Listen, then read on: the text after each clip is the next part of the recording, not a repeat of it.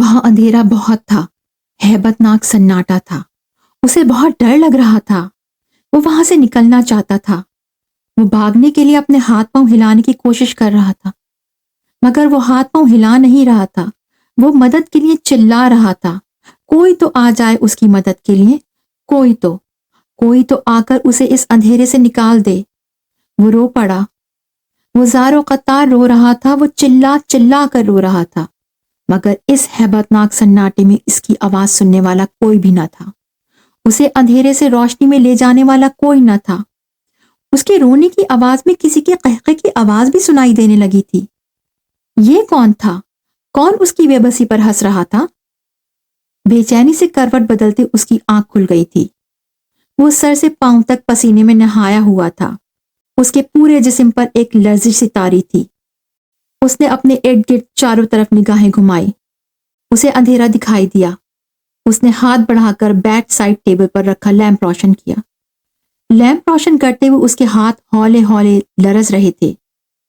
Lamp نے کمرے میں پھیلے اندھیرے کو کم کر دیا تھا، مگر اسے یہ روشنی ناکافی محسوس ہو رہی تھی۔ اسے اس اندھیرے، اس سناٹے اور اس خاموشی سے وحشت ہو رہی تھی۔ وہ بیڈ سے اٹھا۔ اس کی ٹانگوں میں لرزش تھی۔ اس نے سوئچ بورڈ کے پاس آ کر کمرے کی تمام لائٹس آن کر دی تھیں، یہاں تک کہ چھت پر لٹکتا فانوس بھی۔ ایک پل میں کمرہ روشنی میں نہا گیا تھا۔ روشنی ہو جانے کے بعد اس کی وحشت تو ختم ہو گئی تھی، مگر گھٹن کا احساس ابھی بھی تھا۔ وہ کمرے کی دوسری طرف کھڑکیوں کے پاس آیا۔ اس نے ایک ایک کر کے کمرے کی تمام کھڑکیاں کھول دی تھیں۔ پھر وہ کمرے کا دروازہ کھول کر اپنے روم کی بالکونی میں آ گیا۔ وہ بہت گہری گہری سانسیں لے رہا تھا، خود کو پرسکون اور نارمل کرنے کے لیے۔ اسے یاد آ چکا تھا کہ وہ کسی اندھیری اور ہیبت ناک جگہ نہیں، بلکہ یورپ کے ایک خوبصورت ملک میں ہے۔ وہ اٹلی میں ہے۔ وہ اس وقت روم کے ایک خوبصورت اور شاندار ہوٹل کے پرآسائش کمرے میں ہے۔ وہ ریلنگ پر بازو جما کر کھڑا ہو گیا۔ یہ رات کا آخری پہر تھا، اس لیے سامنے نظر آتی سڑک پر اکا دکا گاڑیاں گزرتی نظر آ رہی تھیں۔ اس کا دل ابھی تک گھبرا رہا تھا۔ آخر یہ خواب اس کا پیچھا چھوڑ کیوں نہیں دیتے؟ برس برس ہوئے اس نے راتوں کو سونا چھوڑ دیا تھا۔ اسے سونے سے خوف آیا کرتا تھا۔ یوں لگتا تھا ادھر وہ سوئے گا، ادھر کچھ نہ کچھ برا ہو جائے گا۔ نیند سے فرار کی یہ کوشش اتنی کامیاب ثابت ہوئی تھی کہ اب جب وہ خود کو ایک مضبوط اور توانا مرد سمجھتا تھا، وہ یہ سمجھتا تھا کہ اسے کسی بھی چیز سے ڈر نہیں لگتا۔ وہ رات کو پرسکون نیند سونا چاہتا تھا، تب اسے نیند لاکھ کوشش کرنے پر بھی نہیں آتی تھی۔ وہ انسومینیا کا مریض ہو گیا تھا۔ وہ پوری رات نیند کے آ جانے کی کوشش کرتے گزار دیا کرتا تھا۔ جب اس کیفیت کو بہت راتیں گزر جاتی، نیند نہ ہونے کی وجہ سے دن کے اوقات میں معمولات زندگی متاثر ہونے لگتے، تو وہ ڈاکٹر کی تجویز کردہ گولیاں لے لیا کرتا تھا۔ ان گولیوں کے ساتھ نیند اسے آ جاتی تھی، مگر یہ نیند اپنے ساتھ بہت سے ڈراؤنے خواب بھی لے کر آتی تھی۔ غلط سوچتا تھا وہ کہ وہ خوابوں سے نہیں ڈرتا۔ وہ تو ان خوابوں سے آج بھی اتنا ہی ڈرتا ہے جتنا 12 سال پہلے ڈرتا تھا۔ چند منٹ گہری گہری سانسیں لینے کے بعد گھٹن کا احساس ختم ہو گیا تھا۔ اس کے بدن کی لرزش بھی بتدریج کم ہوتی جا رہی تھی۔ وہ واپس کمرے میں آ گیا۔ اس نے کھڑکیاں اور بالکونی کے دروازے اسی طرح کھلے رہنے دیے۔ وہ ٹی وی آن کر کے بیڈ پر بیٹھ گیا۔ اس وقت اسے اپنے ارد گرد آوازیں چاہیے تھی۔ وہ ایک کے بعد ایک چینل تبدیل کر رہا تھا۔ اٹالین میں آتے یہ پروگرامز اسے قطعاً سمجھ نہیں آ رہے تھے، مگر وہ پھر بھی انہیں سننا چاہتا تھا۔ اب اپنے اندر کی وحشت اور سناٹا مٹانے کو باقی رات اس نے یہی کام کرنا تھا۔ زندگی کی بے شمار راتوں کی طرح یہ رات بھی جاگ کر صبح کا انتظار کرتے ہوئے گزارنی تھی۔ صبح وہ ایک نارمل انسان کی طرح آفس روانگی کے لیے تیار تھا، یوں جیسے رات کچھ ہوا ہی نہ ہو۔ بہترین تراش خراش والے سوٹ میں ملبوس ہونے کے بعد اس نے خود کو آئینے میں دیکھا تو ایک تلخ مسکراہٹ اس کے لبوں پر آ گئی۔ اس کی یہ تیاری دیکھ کر کون کہہ سکتا ہے کہ وہ خود سے اور ساری دنیا سے نفرت میں مبتلا ایک انسان ہے؟ وہ اندر سے کھوکھلا ہو چکا ہے۔ یہ سوٹ، یہ ٹائی، یہ سلیقے سے جمے بال، یہ ٹائی پن، یہ کفلنگ اور یہ بہترین جوتے دیکھ کر کون سوچے گا کہ وہ سکندر شہریار سیلف ڈسٹرکٹیو اور سوسائڈل ٹیمپرمنٹ رکھتا ہے۔ خود پر سے نفرت اور حقارت کی نگاہیں ہٹاتا وہ شیشے کے سامنے سے ہٹا۔ اس نے اپنا بلیک لیدر بریف کیس لیا، لیپ ٹاپ بیگ میں لیپ ٹاپ رکھا۔ وہ اپنے ہوٹل روم سے باہر نکل رہا تھا۔ اس کا ہوٹل وایا وٹوریو وینیتو سے کچھ ہی فاصلے پر تھا، جبکہ اس کا آفس وایا باربیرینی پر تھا۔ گویا آفس اور اس کے ہوٹل کے بیچ میٹرو کے بس ایک ہی سٹاپ کا فاصلہ تھا، مگر کل جب وہ ہوٹل سے آفس پہلے دن گیا اور آفس کی گاڑی نے اسے پک کیا، تب محض ایک سٹاپ کا یہ فاصلہ طے کرنے میں اسے 1.25 گھنٹہ لگ گیا تھا۔ دنیا کے تمام بڑے شہروں کی طرح ٹریفک جیم روم کا بھی مسئلہ تھا۔ تب کل ہی اس نے یہ طے کر لیا تھا کہ آئندہ وہ آفس میٹرو میں جایا آیا کرے گا۔ اس کے لیے کوئی ناک کا مسئلہ نہیں تھا۔ روم کا under ground train system London اور پیرس جتنا مربوط تو نہ تھا، مگر پھر بھی ٹریفک جیم میں پھنسنے سے بدرجہ بہتر تھا۔ یوں آفس جانے آنے کے لیے ملی گاڑی اور ڈرائیور والی سہولت کو اس نے پہلے ہی دن خیر بات کہہ دیا تھا۔ میٹرو اسٹیشن پر رش کا حصہ بنا وہ بھی ٹرین میں سوار ہو گیا تھا۔ وہ اپنے ارد گرد کھڑے اور بیٹھے ہوئے رومن مردوں اور عورتوں کو دیکھ رہا تھا۔ ان میں سے بیشتر کو اپنے کام میں پہنچنے کی جلدی تھی، مگر اس جلدی اور بھاگ دوڑ والے انداز کے باوجود بھی ان میں سے کوئی ایک بھی ایسا نظر نہیں آ رہا تھا جو خوش لباس نہ ہوتا۔ فیشن اور اسٹائل رومنوں کے لیے ایک بہت سنجیدہ بات ہے۔ عورتوں کے لباس، ان کا make up, hand bags, sandals, مردوں کے سوٹ، ٹائیاں، جوتے، بریف کیس، ہر کچھ فیشن کے عین مطابق تھا، بے حد اسٹائلش تھا۔ ٹھیک ہی کہا جاتا تھا کہ رومنز بڑے کلاسی اور اسٹائلش لوگ ہوتے ہیں۔ اسے اگلے ہی اسٹیشن پر اترنا تھا اور اس کا اسٹیشن فوراً ہی آ گیا تھا۔ وایا باربیرینی پر میٹرو اسٹیشن سے بہت نزدیک ہی اس کا آفس تھا۔ یہ اس کی دوحہ میں اپنے ہیڈ آفس رکھتی ملٹی نیشنل کمپنی کا جنوبی یورپ میں واقع ہیڈ کوارٹر تھا۔ وہ جن کاموں کی انجام دہی کے لیے یہاں بھیجا گیا تھا ان میں مصروف ہو گیا تھا۔ آفس میں جن لوگوں سے اس کا واسطہ پڑ رہا تھا ان میں سے کل اور آج رسمی ہائی ہیلو کے بعد اس کی صرف اور صرف پروفیشنل نوعیت کی گفتگو ہوئی تھی، کام کی بات مکمل پیشہ ورانہ انداز میں۔ شام کے 5 بج رہے تھے۔ اسے یہاں سے جا کر کچھ نہیں کرنا تھا، اپنے ہوٹل روم میں بند ہو جانا تھا، یا شاید روم کی گلیوں اور کوچوں میں تنہا پھرنا تھا، اور اس میں سے کوئی بھی چیز اس کے لیے ایسی کشش نہ رکھتی تھی کہ وہ آفس سے جلدی اٹھنے کی خواہش رکھتا۔ مگر چونکہ آفس ٹائم ختم ہو چکا تھا، ایک ایک کر کے سارا آفس خالی ہو رہا تھا، سو وہ بھی آفس سے نکل آیا تھا۔ اسے رستے کا 2 دن میں کچھ اندازہ ہو گیا تھا اور اس کی جیب میں روم کا بڑا جامع نقشہ بھی موجود تھا۔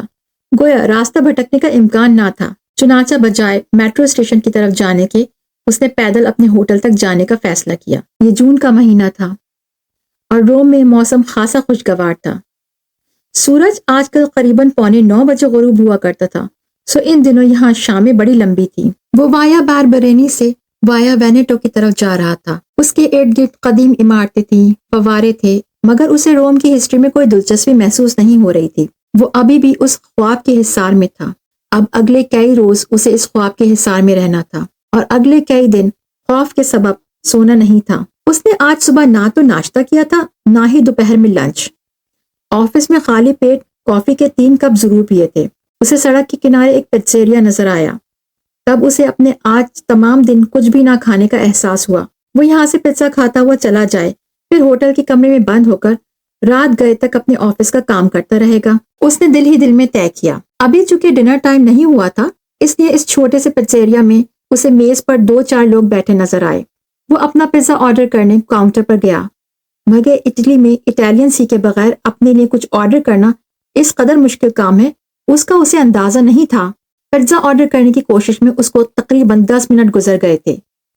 کاؤنٹر کے پیچھے کھڑے درمیانی عمر کے اٹالین مرد اور عورت انگریزی سے قطعاً ناواقف تھے۔ وہ دونوں مرد و عورت خوش اخلاقی سے مسکرا کر اس کے انگریزی لفظوں کے جواب میں مختلف اشیاء اٹھا کر اسے دکھا رہے تھے۔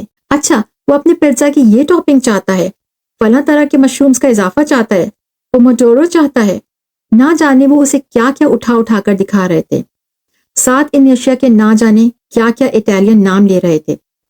وہ دونوں تحمل سے اسے وقت دے رہے تھے۔ وہ اس بیکار کی مشقت سے بیزار ہو گیا تھا۔ بہتر یہی ہے کہ وہ اپنے ہوٹل جا کر کھانا کھائے، جہاں انگریزی سمجھی بھی جاتی ہے اور بولی بھی جاتی ہے۔ قریب تھا کہ وہ انگریزی ہی میں ان دونوں کا شکریہ ادا کرتا، وہاں سے پلٹ جاتا کہ اچانک ہی بالکل پیچھے والی میز سے اٹھ کر ایک اٹالین لڑکی اس کے پاس آئی۔ "May I help you؟ میں آپ کی مدد کر سکتی ہوں؟ وہ بڑی شستہ انگریزی میں اس سے مخاطب ہوئی تھی۔ اس نے چونک کر اس لڑکی کی طرف دیکھا۔ وہ مسکراتے ہوئے اسے دیکھ رہی تھی۔ اس نے سر اصابت میں ہلایا۔ اتنا وقت یہاں کھڑے ہو کر برباد کر چکا تھا تو اب یہاں سے کھانا کھا کر ہی جانا چاہیے، اس نے دل میں سوچا۔ وہ ابھی اس لڑکی کو انگریزی میں یہ سمجھانا ہی چاہتا تھا کہ وہ کس طرح کا پیزا آرڈر کرنا چاہتا ہے کہ وہ بڑی روانی سے گٹ پٹ کرتی سامنے کھڑے مرد و خواتین سے اٹالین میں چند جملے بولی۔ جملے اگر الفاظ توڑ توڑ کر بھی بولے گئے ہوتے تب بھی اس کے سر کے اوپر سے ہی گزرنے تھے۔ کاؤنٹر کے پیچھے کھڑی عورت سی کہتی مسکراتے ہوئے اندر غالباً کچن میں چلی گئی تھی، جبکہ مرد اس اٹالین لڑکی سے اٹالین ہی میں کچھ بات کرنے لگا۔ وہ زبان غیر میں باتیں کرتے ان دو افراد کو خاموشی سے دیکھ رہا تھا۔ مرد کے مسکرا کر اپنی طرف دیکھنے سے اتنا اندازہ اسے ہو رہا تھا کہ گفتگو اسی کی بابت ہو رہی ہے۔ "یہ آپ سے معذرت کر رہے ہیں کہ آپ کو زحمت ہوئی"، لڑکی اب اس سے مخاطب ہوئی تھی۔ گویا اٹالین جملوں کا انگریزی ترجمہ اور خلاصہ بیان کیا گیا تھا۔ "میں نے آپ کا پیزا آرڈر کر دیا ہے۔ اصل میں اس ٹیبل پر بیٹھی تھی اور آپ کی ساری بات سن رہی تھی"۔ اس نے کاؤنٹر کے قریب ترین میز کی جانب اشارہ کیا۔ اس نے نظر گھما کر اس میز کی طرف دیکھا۔ وہاں اس لڑکی کے چند لقمے کھایا پیزا اور کولڈ ڈرنک کا انچھوا گلاس رکھا ہوا تھا۔ "تھینکس"، اس نے پرتکلف انداز میں سنجیدہ سی مسکراہٹ کے ساتھ مختصر سا شکریہ ادا کیا۔ "آپ کے پیزا میں کسی طرح کا میٹ نہیں ہونا چاہیے، میٹ اسٹاک بھی نہیں ہونا چاہیے اور وائن بھی نہیں ہونی چاہیے۔ آپ کو بالکل سادہ مشرومز اور سبزی والا پیزا چاہیے"۔ وہ مسکرا کر اس سے بولی۔ "یس، تھینکس اگین"۔ اس بار اس نے یہ الفاظ سنجیدگی سے کہے۔ "مائی پلیزر"۔ وہ خوش اخلاقی سے مسکرائی۔ "آپ بل پے کر دیجئے، پیزا تیار ہو رہا ہے، 10 سے 15 منٹ لگیں گے، تب تک آپ بیٹھ جائیے"۔ وہ بل پے کرنے کے بعد اپنے لیے کوئی اور میز منتخب کر کے وہاں بیٹھنے کے ارادے سے مڑا تھا۔ وہ لڑکی بھی اس کے ساتھ ہی کاؤنٹر پر سے ہٹی تھی، مگر جیسے ہی کاؤنٹر سے ہٹ کر وہ اس لڑکی کی میز کے قریب پہنچے، وہ اس سے بولی، "آئیے بیٹھیے"۔ اس نے بالکل ابھی اس کی مدد کی تھی۔ وہ فوراً بد اخلاقی دکھا کر بیٹھنے سے منع نہیں کر سکتا تھا۔ ہاں، دل میں اسے یہ پیشکش اور بے تکلفی گرا گزری تھی۔ بہرحال وہ مجبوراً اور مروتاً اس کے سامنے والی کرسی پر بیٹھ گیا، بے حد پرتکلف انداز میں۔ "نیکسٹ ٹائم آپ کو اپنے لیے کچھ آرڈر کرنا ہو یا کہیں سے کچھ کھانے پینے کی چیز لے رہے ہوں اور ان کے اجزاء دیکھنا چاہیں تو پورک کے لیے استراتو کا لفظ یاد رکھیے اور وائن کے لیے وینو کا، اور آپ کو یہ دونوں چیزیں اپنے کھانے میں نہیں چاہیے، اس لیے سینسا کا لفظ استعمال کیجیے گا، یعنی آپ کہیں گے سینسا استراتو وینو"۔ وہ مسکرا کر اسے بتا رہی تھی۔ غالباً اسے بلا وجہ اور بات بے بات مسکرانے کی عادت تھی۔ اسے جھنجھلاہٹ ہو رہی تھی۔ اس وقت اس کا کسی سے بھی خوش اخلاقی دکھانے اور گفتگو کرنے کا موڈ نہ تھا، مگر اس سے مدد لینے کی حماقت کر بیٹھا تھا۔ اس کا خمیازہ تو بھگتنا ہی تھا۔ اس نے سنجیدگی سے صرف اس کی بات سنی تھی، جواب میں کچھ بھی نہیں بولا تھا، مگر اس باتونی لڑکی کو اس کے کچھ بولنے یا نہ بولنے سے یقیناً کچھ فرق نہیں پڑ رہا تھا۔ وہ اسی طرح مسکراتے ہوئے اسے مزید بتا رہی تھی، "اٹالین زیادہ مشکل زبان نہیں، اٹالین کے بہت سے الفاظ تو آپ یقیناً پہلے سے ہی جانتے ہیں، پیزا، کیفے، سولو، پیپراچی، کیپچینو، ایسپریسو، جیلیٹو، پاستا"۔ وہ اپنی آنکھوں پر لگے اسٹائلش گلاسز کو اپنے ہاتھ سے سیٹ کرتے ہوئے بولی۔ وہ 26-27 سال کی ایک خوش شکل لڑکی تھی۔ اس نے بلیک کلر کی کیپری پینٹ ریڈ کلر کے اسٹائلش ٹاپ کے ساتھ پہن رکھی تھی۔ اس کے سلکی بال سرخی مائل براؤن کلر کے تھے اور اس نے ان کی ایک اونچی کر کے پونی بنا رکھی تھی۔ لبوں پر سرخ رنگ کی لپسٹک لگی تھی۔ اس کی خوبصورتی سے تراشے ناخنوں پر سرخ رنگ کی نیل پالش لگی ہوئی تھی۔ اس کے بلیک فریم والے اسٹائلش اور فیشن کے مطابق گلاسز دیکھ کر ہی پتہ چل رہا تھا کہ وہ ڈیزائنر گلاسز ہیں، شاید ارمانی کے یا اسی کے ٹکر کے کسی اور ڈیزائنر کے۔ دیگر تمام اٹالینز کی طرح فیشن اور اسٹائل یقیناً اس کے لیے بھی بے حد اہمیت رکھتا تھا۔ اس کے انداز شاہانہ تھے اور اس کی شخصیت میں ایک وقار تھا۔ جب وہ اس کے بالکل سامنے بیٹھی اس سے گفتگو کر رہی تھی تو بغیر کسی دلچسپی کے ہی صحیح، اور وہ اسے دیکھ تو رہا تھا۔ کاؤنٹر کے پیچھے کھڑا مرد ان کی میز پر آ کر اس کا پزا سرو کر رہا تھا۔ وہ لڑکی مسکرا کر اس سے بولی تھی، گریزیے سینیور البرٹو۔ البرٹو مسکراتے ہوئے وہاں سے پلٹ گیا تھا۔ گریزیے شکریہ کو بولتے ہیں، یہ تو پتا ہوگا نا آپ کو؟ جی۔ اس کے طویل جملوں کے جواب میں اس کے جملے ایک یا دو الفاظ سے زیادہ طویل نہیں تھے۔ البرٹو اور سلویا میاں بیوی ہیں، اور میں چھوٹی سی تھی نا جب سے یہ دونوں یہ پیزیریا چلا رہے ہیں۔ جن معلومات کے حصول میں اسے قطعاً کوئی دلچسپی نہیں تھی وہ اسے فراہم کر رہی تھی۔ اس گلے پڑی مصیبت سے پیچھا چھڑانے کا واحد طریقہ اسے یہ سمجھ میں آیا کہ وہ اپنا پزا کھانا شروع کر دے۔ کھانا ختم کرتے ہی وہ اس سے معذرت کر کے یہاں سے اٹھ جائے گا۔ سکندر کو کھانا شروع کرتے دیکھ کر اس نے بھی اپنا ٹھنڈا ہو چکا پزا کھانا شروع کر دیا۔ آپ نے بالکل ٹھیک کیا کہ پزا کھانے پیزیریا آئے ہیں۔ آپ کو صحیح معنوں میں اٹالین پزا کا جو مزہ ان چھوٹے چھوٹے پیزیریاز میں ملے گا وہ بڑے ہوٹلوں میں نہیں مل سکتا۔ رومن پزا کی خاصیت یہ ہے کہ اس کا کرسٹ بڑا پتلا ہوتا ہے، اور اٹالین پزا کا جو مزہ آپ کو اس میں ملے گا وہ کہیں اور نہیں مل سکتا۔ اٹلی سے باہر دیگر بیشتر ممالک میں جو لوگ پزا بڑے شوق سے کھاتے ہیں وہ عموماً پزا کا امریکن ورژن ہوتا ہے۔ ان بیچاروں نے کبھی اصلی اٹالین پزا کا مزہ ہی نہیں چکھا ہوتا، اس لیے وہ اسی پر خوش ہو جاتے ہیں۔ وہ اس طویل گفتگو میں دلچسپی رکھتا بھی ہے یا نہیں، اسے پزا کے اٹالین اور امریکن فرق معلوم کرنے میں کوئی دلچسپی ہے بھی یا نہیں، اس سے بے نیاز وہ کھاتے ہوئے مسلسل بولنے میں مگن تھی۔ اس کی انگریزی بڑی رواں اور شستہ تھی۔ اس کا لہجہ برٹش تھا، مگر پھر بھی اس کی انگریزی میں کہیں کہیں اٹالین تلفظ کی ہلکی سی جھلک محسوس ہو رہی تھی۔ وہ پزا کھاتے ہوئے کچھ سوچ کر مسکرائی تھی۔ اتنی دیر سے آپ کے ساتھ بیٹھی ہوں اور میں نے اپنا تعارف بھی نہیں کروایا۔ وہ جواباً خاموش رہا۔ پزا کا نوالا لیتے ہوئے اس نے محض خاموشی سے اسے دیکھا تھا۔ میں لزا ہوں۔ وہ اب اس کی طرف ان نظروں سے دیکھ رہی تھی کہ وہ بھی اپنا تعارف کروائے۔ سکندر، ٹورسٹ، سیاح ہیں؟ روم گھومنے آئے ہیں؟ نہیں، آفیشل کام سے۔ اب قبل اس کے کہ اس کا مزید تعارف حاصل کرنے کی کوشش کی جاتی، یہ گفت و شنید جس میں اسے رتی برابر بھی دلچسپی نہ تھی مزید ذاتیات کی طرف جاتی، وہ اپنا پزا کا آخری لقمہ کھا کر چھری اور کانٹے میز پر رکھتے ہوئے اس سے بولا، آپ کا بہت شکریہ لزا، آپ نے میری مدد کی۔ اب میں چلتا ہوں، مجھے دیر ہو رہی ہے۔ اس نے زبردستی چہرے پر مروت اور شائستگی کی مسکراہٹ سجائی۔ وہ جواباً خوشدلی سے مسکرا رہی تھی۔ اس نے چھری اور کانٹا پلیٹ پر رکھ کر اس کی طرف ہاتھ بڑھایا۔ چاؤ سکندر، آپ سے مل کر خوشی ہوئی۔ سکندر نے اس کا بڑا ہاتھ مسافے کے لیے تھام لیا تھا۔ چاؤ لزا، اس نے بھی اٹالین ہی انداز میں اسے خداحافظ کہا۔ چہرے پر خوش اخلاقی والی ہلکی سی مسکراہٹ رکھے وہ اپنے ہوٹل کی طرف جانے والے رستے پر روا تھا۔ وہ پتھروں سے بنی کئی سو سال قدیم اسٹریٹ سے گزر رہا تھا۔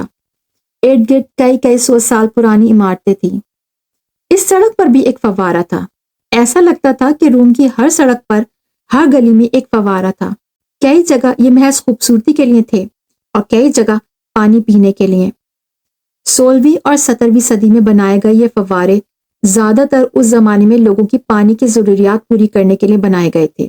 بغیر راستہ بھٹکے وہ اپنے ہوٹل تک پہنچ گیا تھا۔ اس کے ہوٹل کی بلڈنگ بھی 16ویں صدی میں کسی رومن بادشاہ کے لیے بنایا گیا ایک محل تھی، جسے بعد میں نئے سرے سے تعمیر کر کے اس ہوٹل کی شکل دی گئی تھی۔ ہوٹل میں تمام تر جدتیں اور جدید ترین سہولیات موجود تھیں، مگر اس طرح کہ اس کی اصل شکل اور تاریخی حیثیت بھی برقرار رکھی گئی تھی۔ کھانا وہ کھا کر آ چکا تھا۔ اب رات گئے تک اسے خود کو آفس کے کاموں میں مصروف رکھنا تھا۔ اس نے روم سروس کال کر کے اپنے لیے کافی منگوائی تھی اور خود کو کاموں میں غرق کر لیا تھا۔ وہ گزری رات کے خواب کو آج کسی بھی قیمت پر سوچنا نہیں چاہتا تھا۔